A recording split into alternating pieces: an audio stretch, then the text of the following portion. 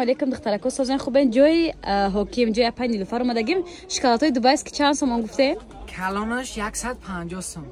دیدین دخترو نرخ نواره ای مغازه شهر فرق میکنه دبی است که شکلات 150 سومون کسی مزهش نچشیده بود اكو مزهش میچشین دخترکو با مایداش هم هست دخترکو مایداش هم هست 100 سومون 100 سومون ایشون فقط دوست پت که اکثرا برهمش سردگی نه اکثرا برهمونش در جای حکیم مکانی قند دخترو نگاه کنین نرخ نوا باور کنین بمب 150 سومون کالونش مایداش 100 سومون ایرا ببینین بازار کاروان دروازه پژارکا دخترکو در اومده برابر جاشون معلومه جای اپای نیلوفر و دادر ما حکیم جان کالون 150 مایدا 100 سومون شکلاتای دبی است که کسی نخورده بود بخورین عزیز در جای اپای نیلوفر دادر ما حکیم جان سوپر کنچکو چنده 45 سوم عکس فقط به دوای کمی بعدش مونده او دخترکو عید اومده عید با اول قیمت‌تر میشه دو روز بعد میمونه کو ممکن 45 سومش 85 سومش سوپر کنچک هم سفیدش هست هم شکلات نی 45 سومون کیلوش دستافکا هم داره ها اوکی اولا بوجو دستافکا سینه نو بخربی طرف مسکو دستافکا اینا دخترکو دین حتی از تاجیکستان رسید دستافکا روان کرده سودن میتونین زکات کنین دستافکا رو میکنن میتونین بیاین بازار کارون از دروازه پژارکا از جای اپای نیلوفر خریداری نماین اینستاگرام شون موندم مکانی قند دخترکو رو اکی یگون کس نگه که ما پچین گند مک خوردگی نیستم همتون بیبیتون در پیالا او میکدن میدادن چند سومون در جا خاطر همه اپای کورونتیجی 40 سوم اینا کیلو پچین گند مک شکلات نیست 40 سومون همتون با همیو کالون شدگی من میدونم ما سری گوره چند تا اومدگی اینا 40 سومون دخترکو پچین گند مک شکلات نیست سفید و سیاه دخترکو اینا مدش چانس مای دیگر نرخ یا هر خلا نرخه خلاصه بعد دخترکو یه چیزی میخواستم اعلام کنم دستافکا داره دادر ما اینستاگرام داره چی با اینستاگرام خودش در اومده آبونه نمیشه سوالات در اینستاگرام ما میتین سوالا رو در اینستاگرام خودشون تین دخترو نشاتی دستافکا واتساپ شوندم چیزی دکی بخواد سوالا خواهش میکنم در واتساپ خودشون نویسین اكو روزای کوزا نیستیم که بخریم پچینی گندمک میدونه که اكو دکی ما خوردگی با مزهن برای ایدم بهت خوشره بعد ما مثلا ما چند بار می سایت و در اینترنت در تلویزیون میبریم پچینی گندمک قطعی تورچ میکنن یک سکوشونکا در کار میشود ماسکا میتونین از اینو خریداری کرده با شکلات نیش با مزه بعد نبرویا укладка میکنین میتونین تورچ کنین دخترکو ایو کسی وقتی تورچ نداره با پچینیای گندمک خلاصه دخترکو جه دروازه پژارکا دختر جوی اپای نیلوفر پسرشون حکیم جان دادری موهای میتونین زکات کنین دستافکا روی میکنه دادر ما فروشنده را به رحمی بعدش دخترکو در جوی اپای نیلوفر دادری ما حکیم جان کاری همین نرخ پیشنر به حاضر گپ زدن شکلاتای دبی است کیده پیشینش 800 سومون بود نختون در سایتون پرفت نه 800 سومون بود 400 سومون 400 سومون دیگه شکلاتای دبی است که دخترا 400 سومون یک برابر ارزان اگه در دسترخوان میمونی و فقط سلفی میکنی خودش باور کن خب برای خوردن هم به هر چیز خوبه با مزه یک تا بقلاد میکنه دو تا باگاتی سه تا خلاصه همه طرفه عکس قطعی 400 سومون فقط همینا فقط همینا بعد این مدل هم هست این 400 سومون و دخترا ایرا بینه شکلاتا 400 سومون خاطر کانالی ما برای پچیکای ما خیلی نرخ نواکدگه در عکس دخترا انصاف فروشنده ها میگن گم میشه این گپ دروغه نه برات همه چی را ارزان کردن بجای قیمت کردن ارزان کردن ایش دو نموده دبی است که شکلات خیلی مغازهای سنتر میدونه که 800 900 یگان سوم کم نمیکنن داش ارزان نمیکنن کاروان خوبی داره که ترگوات هم میکنه دخترا این دخترکو خوش 400 سومون دبی است که شکلات دخترکو بازار کاروان دروازه پژارکا جوی اپای نیلوفر تو در من اینستاگرام شون هست حکیم جان مکانی قند خوش رو در جای اپای نیلوفر سنیکرز مارس در همه جای 110 120 سومون در جای 95 سومون باوچی کیتکا دیگر خیلی نخوشم بفرم از 95 سومون بالا خیلی خلاصه در جای قند و ویبرش بسیاره ما میخواستیم با اعلان شما با دقت شما تایست برسونیم کسی از 1000 سومون زیاد خریداری مینماید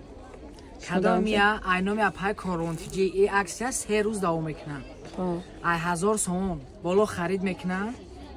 айном я пай коронтиҷи мегаин ами як шоколад фикси оригинал дубайский подарка. дубайский подарка. نه 1000 سومون زیاد خرید میکنه. شما انیقه که ای 3000 زیاد خرید میکنه. ای 3 خانه 3 کس اگر بیا 1000 سوم خرید کنه انا دادر مرا فری میکنه ها. پدرکش میکنه. 3 تا شکلات فیکسی دبی فقط 3 روز ادامه میکنه. یعنی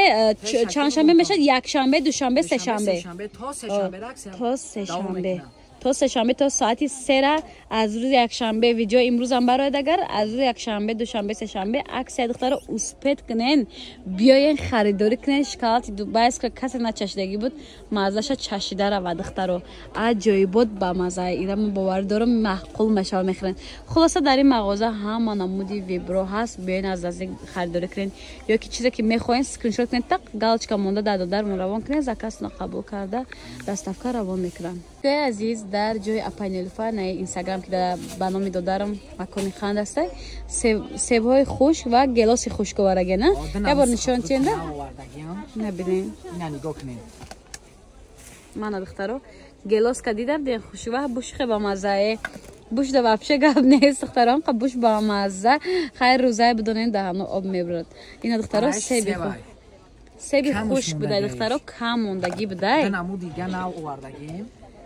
کمی بعدش مونده مقصد 190 سوم یا 150 سوم میتونه به خاطر پچکای ما دخترکو نگاه کنین 150 سوم البته خاطر ما بلنده خاطر شما هم بلنده بیاین از نزدیک دیده خریداری کنین یا که زکاس کنین دستافکار روان میکنن همه این میوه‌جات ها اولش خدا بعد قوت خوشرو میتونه آدم مقصد ایمینای رمضان دا باید آدم از همه چی کم خاله که قوت راگردی و گپزنی کنه مقصد همه ویتامینای مرحمت دخترکو بزرگ کارون اومدن خواه مرحمت بزرگ واتساپ دا زکاس کردن خواه واتساپ دارن نوار میگیریم اوزی با کلوبنیکا یا خباچا ایرا بینه سوبلیم ریوانی میگن ایرا میخری یا که تماشا میکنی رنگی کوکروزای آها اینا بینه دخترو من خودم راست شگم یکم برای نزدیک دیدم خیلی مزهش حالی میفهمیم دخترو مزهش میگه با مزه کدام زکاس میکنین لبای جا دستاف کدارم اینم بخربی خالتا ورده بودم بود چیدن کدام شاهد زنده ای کسی که خوردگی بنویسین تیز واتساپ دانای سونده بودن همش گرفتن ایمیو این دخترو دستاف داره اینم قدر دیگهش موندگی دیگر نیست یک نیم کیلو دیگه موندگی تمام برابر کانتینرش خونه میبرین در خونه میسد چیزی لازمیه کلوبنیک داشته باشم میخرین دخترکو بازار کاروان در روزای پژارکا جای اپای نیلوفر اینستاگرامی داده رو موندگی مکانی قند در این زکاس کنین سیاریاتون میگن اپا همی پیستایی همی اپای نیلوفر باشه آخه بعد پیستا تمام شوی داره دخترو این بازار ایس تمام میشه ایس میارن پیستای تاجیکی 80 سومون پیستای تندوری 110 سومون 150 200 سومون خلاصه بیبری پیستا به حدی بعد بسیاره دخترکو بیان از نزدیک خریداری هم کنین میشود زکاس هم تین دستافکام روان میکنن ویبری پیستا به حد بسیار چور مغزای خیتایی دخترها هستن نگاه کنین ده افتکاشون به حد خوش رو هم چور مغزای سرخ میشیده دخترها اینه چور مغزش سرخک بوده خیلی اینمو چور مغزا هست پیستا باشه زیاده از 10-15 نموده نرخ نباش 80 سوم دخترها خوش رو انمیه 80 سوم این تندوریش 110 سوم جارش دیگه با مزه بده دخترها بازار کاروان دخترو دروازه پژارکا دخترو نجای اپای نیلوفر نگاه کنید از خریدارا بسیار دخترو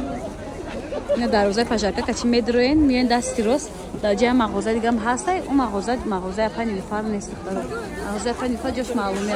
نه کاراکوی شکلاتای دبی است که آویزونه که ما آمدیم گفتن خوشرو در جای بادام هسته چقدر فایده ناکه دخترها نگاه کنیم 100 سومونه دارن 90 سومونه دارن مویز هم دخترهای خوش رو 100 سومه دارن 90 سومه دارن نه خیلی نمیدونیم خیلی نشان چیم زردالوی قاق 100 سومونه زردالوی قاق در داخلش 4 مغز این بفرین خربوزای قاق در داخلش 4 مغز و مویزای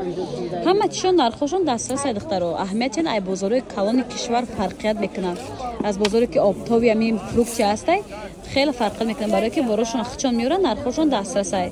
میوه های خوش 1001 نمود با نرخ دسترس نه دختر داوجا ویبر بسیاری بین از آنجا دیده خریداری کنین کشو 100 سومونه بسیارتون کشوی 90 سومه را میپرسین دخترها تمام کردن حاضر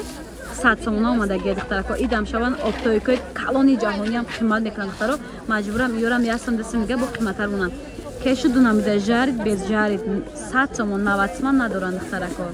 خلاصه вибор бисёре биёед аз наздик дида харидорӣ кунед ё ин ки заказ кунед даставка равон мекунанд инстаграмшон монда макони қанд духтаро ина зардолии хуш ина муд фаслоношам ҳаст духтарако банани қоқ ҳаст духтаро